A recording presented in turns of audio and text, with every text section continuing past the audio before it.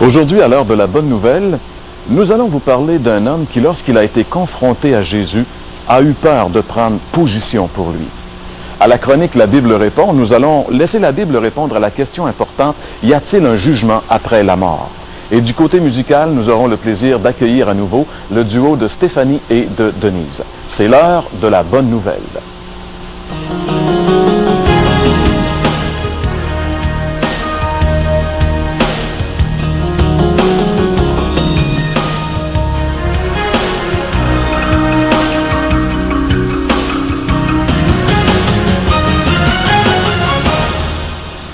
Mesdames, Messieurs, bonjour et re-bienvenue à l'émission L'heure de la bonne nouvelle. Il nous fait plaisir de vous retrouver à nouveau aujourd'hui et en compagnie de mes collègues Gaston Jolin et François Fréchette. Bonjour Jean-Pierre. Nous allons de nouveau aujourd'hui retrouver un personnage biblique qui un jour a été confronté à Jésus et qui devait prendre position pour lui, ou enfin qui ne sera plus jamais le même suite à sa rencontre avec Jésus-Christ.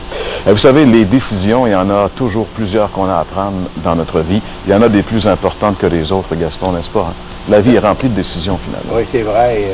La vie est remplie de toutes sortes de choix. La vie commence d'abord avec des choix qui sont sans doute sans conséquences. Quand on est jeune, quand on est petit, mais on doit quand même faire des choix. Hein? C'est l'école, c'est la façon qu'on s'habille et tout le reste. Et puis quand on grandit, puis on devient jeunesse, bien encore là, il faut là, les choix qu'on prend, bien, ils ont plus de conséquences. Par exemple, le choix de carrière. Et puis le choix d'une voiture, par exemple, hein? Entre une Mercedes ou je ne sais pas quoi. Et puis, un peu plus tard, bien, des fois, c'est le choix d'une maison. Ou encore, on doit choisir un partenaire. Et là, les conséquences sont beaucoup plus sérieuses. Mais il y a d'autres choix dans la vie. Par exemple, sur le plan spirituel. Puis là, ces choix-là ont beaucoup plus de conséquences. Puis très souvent, malheureusement, les choix qui ont beaucoup de conséquences, on essaie de les éviter. Et puis, par exemple, face au Seigneur, face à notre salut éternel, on repousse, on remet à plus tard, parce que les conséquences sont beaucoup plus lourdes. Alors, c'est justement le personnage que tu veux nous présenter aujourd'hui. Les conséquences étaient lourdes pour lui, puis il a essayé par tous les moyens d'éviter de faire le choix qu'il devait prendre. Et finalement, quand il a pris son choix, ça a été le mauvais choix, malheureusement. Alors, on va t'écouter tout à l'heure. Oui, c'est ça. On va parler de l'homme qui a eu peur, justement, de faire le bon choix, immédiatement après ce qui suit. Vous aimeriez approfondir les réflexions proposées dans cette émission? L'heure de la bonne nouvelle vous offre gratuitement un exemplaire du Nouveau Testament. Bonne nouvelle aujourd'hui, ainsi que le livre Ma destinée de O.J. Smith. En plus, un calendrier de réflexion quotidienne. Pour recevoir le tout, écrivez-nous ou faites-nous part de vos commentaires. L'heure de la bonne nouvelle, case postale 1054 Sherbrooke, J1H 5L3. Pour poursuivre votre réflexion, nous vous invitons à un déjeuner de l'espoir présenté partout en province. Téléphonez au numéro sans frais 1-877-l'Espoir, 1-877-537-7647 pour connaître les détails concernant l'endroit, la date et l'heure pour votre région. Notez, ces déjeuners ont lieu dans des endroits publics et vous sont offerts gratuitement.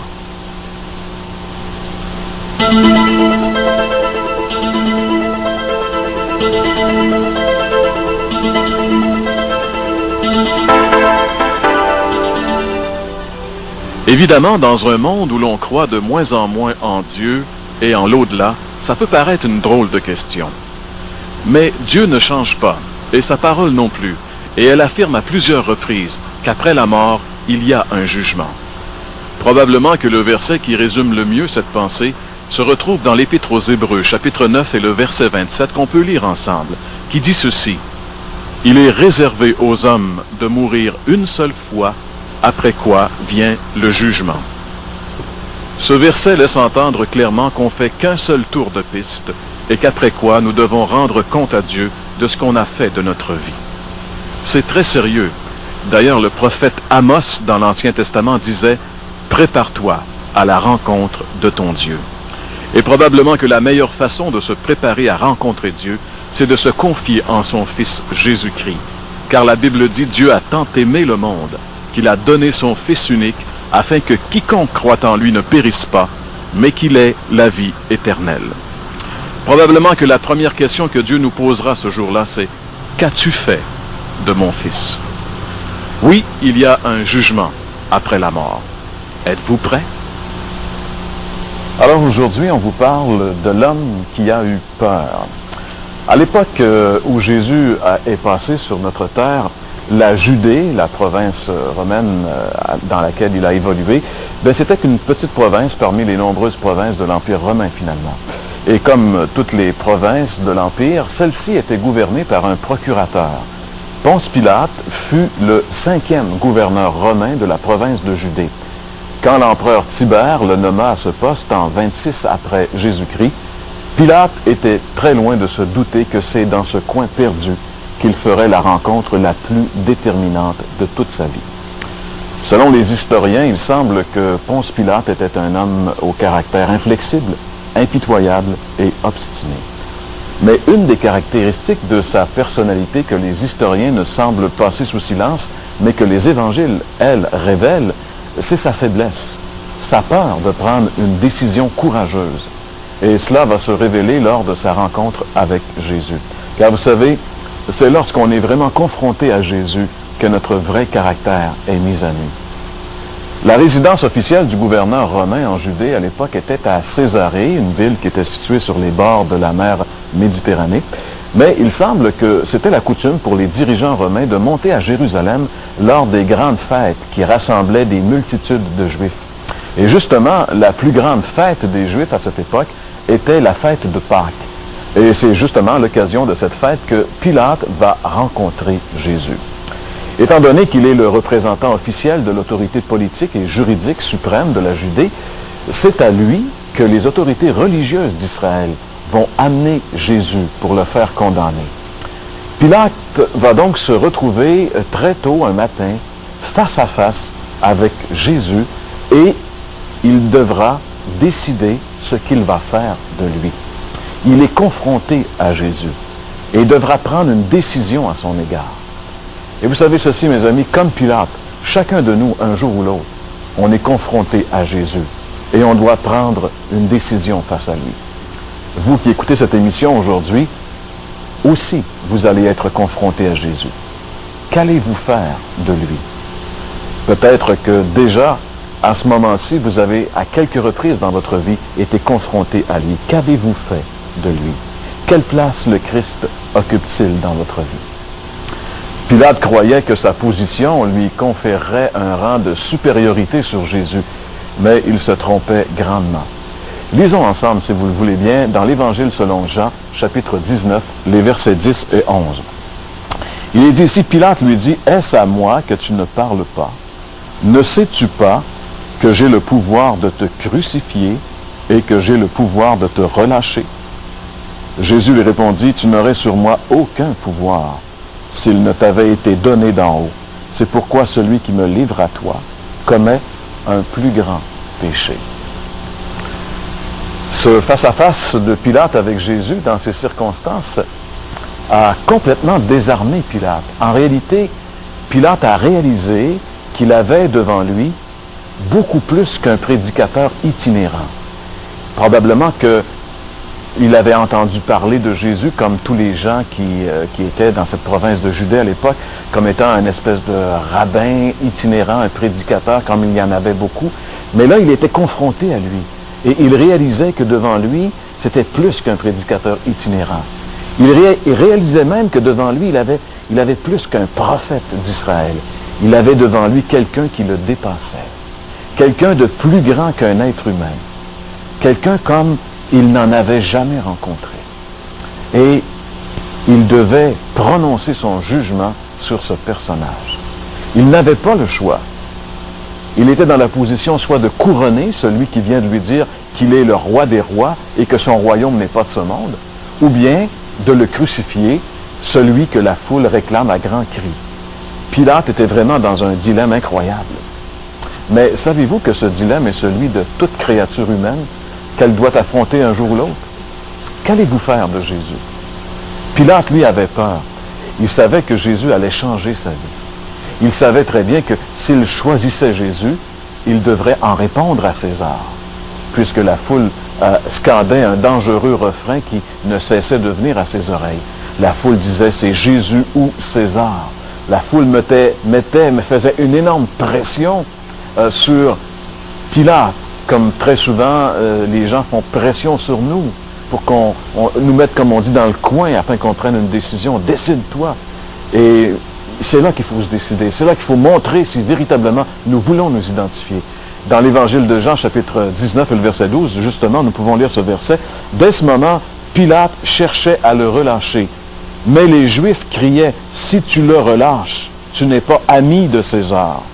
Quiconque se fait roi se déclare contre César. » Nous pouvons, suite à la lecture de ce verset, un peu réaliser les sentiments qu'il y avait à l'intérieur de cet homme, ces sentiments contradictoires. Il voulait le relâcher parce qu'il voyait bien que cet homme-là ne pouvait pas être condamné pour rien.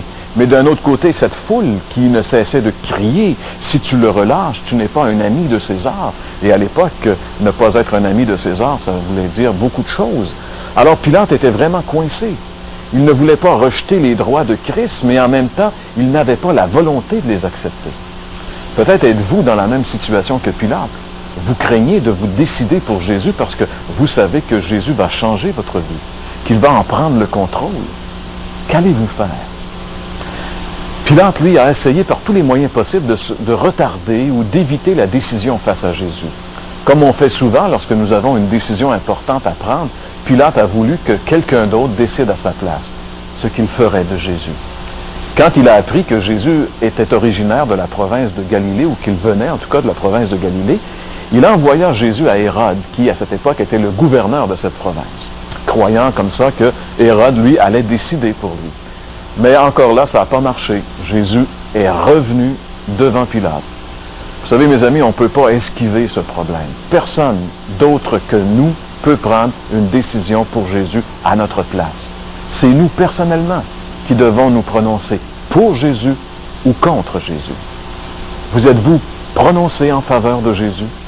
L'avez-vous vraiment reçu comme le sauveur de votre vie et le Seigneur de votre vie? Est-il celui qui règne présentement dans votre vie? Se prononcer pour Jésus aujourd'hui, ça veut dire faire de lui notre roi. Ça veut dire reconnaître qu'il est le Seigneur et le maître de ma vie. Le recevoir comme notre sauveur personnel, croire qu'il est mort sur la croix pour mes péchés. Parce que vous savez, nous sommes tous des pécheurs et nous sommes tous voués à la damnation éternelle.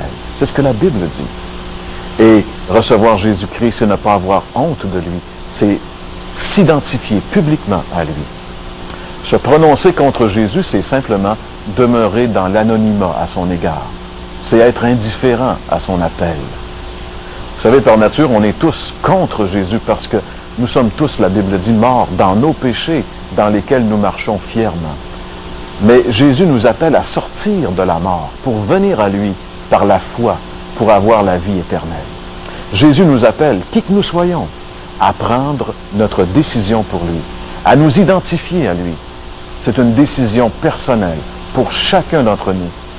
Pilate, quant à lui, a essayé de se décharger de sa décision. Il voulait rester neutre, mais vous savez, on ne peut pas être au neutre avec Jésus. On est ou bien pour lui, ou bien contre lui. Alors Pilate a décidé de retourner sa responsabilité personnelle sur les autres. Lisons ensemble dans Jean, chapitre 18 et le verset 31. Il est dit ici, « Sur quoi Pilate leur dit, c'est-à-dire au peuple juif qui était là, « Prenez-le vous-même et jugez-le selon votre loi. » Les Juifs lui dirent, « Il ne nous est pas permis de mettre quelqu'un à mort. » Alors ici, Pilate veut retourner sa décision au peuple. Prenez-le et faites ce que vous voulez avec lui. Moi, je ne veux pas me mêler de la situation. Pilate, il se tourne vers les autorités religieuses juives. Jugez-le vous-même. C'est comme s'il avait voulu dire, écoutez, c'est une question religieuse qui est hors de ma compétence. Ça ne me regarde pas. Mais, encore une fois, ça n'a servi à rien. Pilate était en train de découvrir une chose incroyable. Pilate était en train de découvrir que le cas de Jésus est bien autre chose qu'une question de religion. En réalité, Pilate était confronté au problème le plus important de toute sa vie, car Jésus est le nœud de toutes les questions, que ce soit des questions d'ordre moral, des questions d'ordre religieux, social, politique, légal, et même toutes nos questions personnelles. Les revendications de Jésus sur notre vie sont totales. Tout ce que nous sommes et tout ce que nous avons. Pilate va maintenant faire une ultime tentative pour sauver, comme on pourrait dire, la chèvre et le chou, en proposant un compromis qui, à ses yeux, devait satisfaire à la fois la foule et la justice. Quel est le compromis que Pilate va essayer maintenant d'amener dans la discussion? Regardons ensemble Jean 18, les versets 39 à 40. Alors Pilate dit, « Mais comme c'est parmi vous une coutume que je vous relâche quelqu'un à la fête de Pâques, voulez-vous que je vous relâche le roi des Juifs? » Alors, de nouveau, tous s'écrièrent, « Non, pas lui, mais Barabbas. » Or, Barabbas était un brigand. Pilate réalisa cette fois-ci qu'on ne peut jamais faire de compromis avec Jésus. Avec Jésus, c'est tout ou rien. La foule qui espérait-il allait accepter son compromis ne se laissait pas fléchir. Au contraire, elle redoubla d'ardeur dans sa demande. Et à nouveau, Pilate fut de retour à la case départ. Que faire de Jésus? À 3 reprises, c'est intéressant, les évangiles nous le rappellent, à 3 reprises, Pilate déclare, « Je ne trouve en lui aucun crime. Je ne trouve en Jésus aucun crime. » Il ne pouvait pas le condamner, il ne trouvait aucun crime en lui. Et il avait bien raison, parce que jamais personne n'a pu trouver quelque chose de répréhensible en Jésus. Un jour, alors qu'on voulait l'accuser, Jésus a mis ses accusateurs en demeure en leur disant, « Qui de vous va trouver un manquement en moi? Qui de vous est capable de prouver que j'ai fait quelque chose de mal? » On voit ce verset dans l'Évangile selon Jean, chapitre 8, et le verset 46, qu'on peut lire ensemble. Jésus dit, « Qui de vous me convaincra de péché? » C'est-à-dire, qui de vous convaincra que j'ai péché? Si je dis la vérité, pourquoi ne me croyez-vous pas?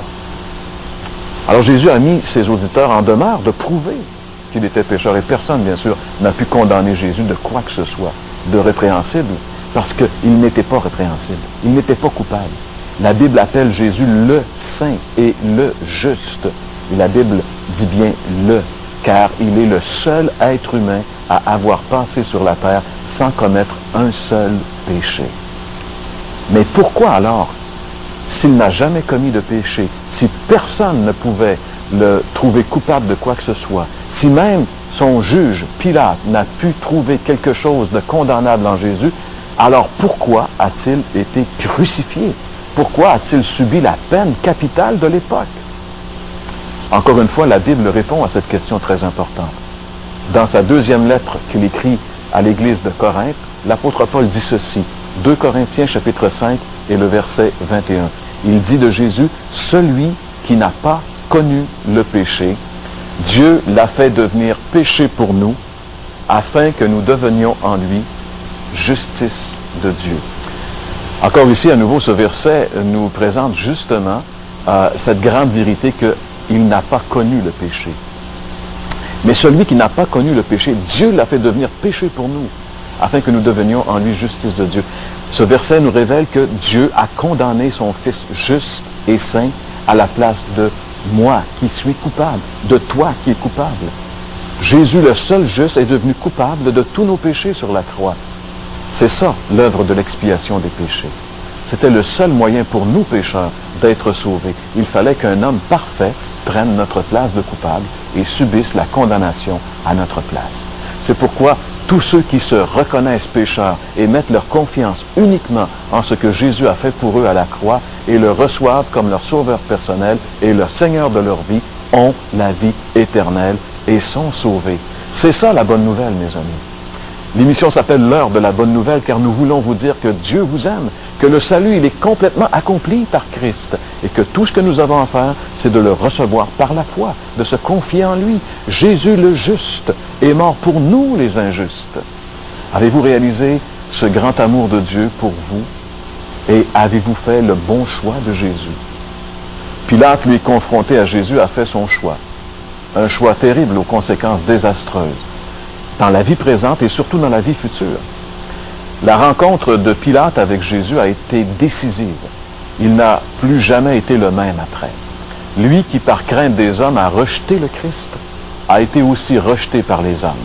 L'histoire nous dit que 7 ans après ces événements, Pilate a été dépouillé de ses titres et de ses fonctions par César, à qui il avait voulu plaire. Il a été exilé en Gaule où il s'est suicidé. Voilà, mes amis, la fin tragique de cet homme dont la vie aurait pu être si différente s'il n'avait pas été si lâche, s'il avait pris la bonne décision pour Jésus. C'est comme ça que sa vie terrestre s'est terminée.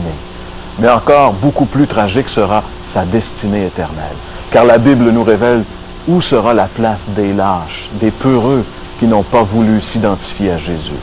Lisez avec moi dans le livre de l'Apocalypse, le dernier livre de la Bible, chapitre 21 et le verset 8, il est dit ici justement où seront ceux qui auront refusé de s'identifier à Jésus. Il est dit, mais pour les lâches, et ce terme désigne justement ceux qui ont eu peur, ceux qui n'ont pas voulu s'identifier à Jésus, mais pour les lâches, les incrédules, les abominables, les meurtriers, les débauchés, les magiciens, les idolâtres et tous les menteurs, leur part sera dans l'étang ardent de feu et de soufre, ce qui est la seconde mort.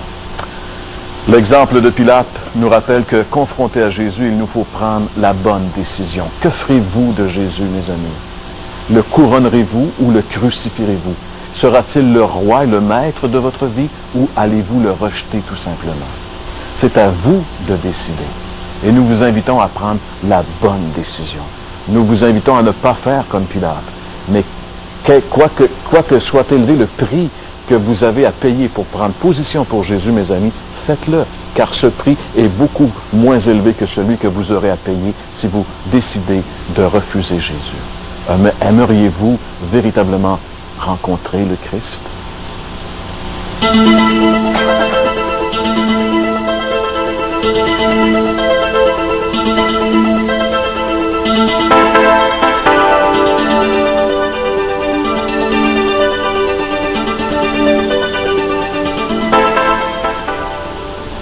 Chers amis, d'une façon ou d'une autre, le chemin de chaque être humain va un jour croiser celui de Jésus-Christ. Nous venons de voir ensemble l'occasion merveilleuse qui fut donnée à Pilate sur le chemin qui a croisé celui du Christ. Pilate, bien malgré lui, a eu une occasion solennelle et fut obligé de poser cette question que chaque être humain doit un jour poser dans sa vie. Savoir, que ferai-je de celui qu'on appelle Christ? Comment allez-vous répondre à cette question? Pilate, nous l'avons vu ensemble, a fait le mauvais choix. Vous, qu'allez-vous faire? Pilate s'est laissé impressionner par la voix de la foule qui demandait autre chose que ce qu'il voulait. Pilate, malgré ses nombreuses tergiversations, ces nombreuses fois où il a voulu esquiver cette décision, Pilate est resté dans cette décision où il a refusé le Christ. Voici comment vous devez faire pour recevoir maintenant Jésus-Christ. La Bible dit que nous devons nous repentir, nous devons changer d'attitude en acceptant de mettre l'autorité de Jésus-Christ dans vos propres vies. En second lieu, vous devez croire ce que Jésus-Christ a fait lorsqu'il était sur la croix et qu'il prenait vos péchés sur vous. Et dans cette même lancée, demandez à Dieu dans une simple prière, dites-lui, Seigneur, je reconnais que j'ai péché, je reconnais que je dois maintenant prendre une décision pour toi et mettre ma vie dans tes mains. Seigneur, je te laisse, je cède maintenant tout ce que je suis, tout ce que j'ai, et Seigneur, prends ma vie maintenant. Si vous faites une telle prière, Dieu a promis qu'il va vous écouter et qu'il va pardonner tous vos péchés. Une nouvelle vie va recommencer. Faites-le, s'il vous plaît.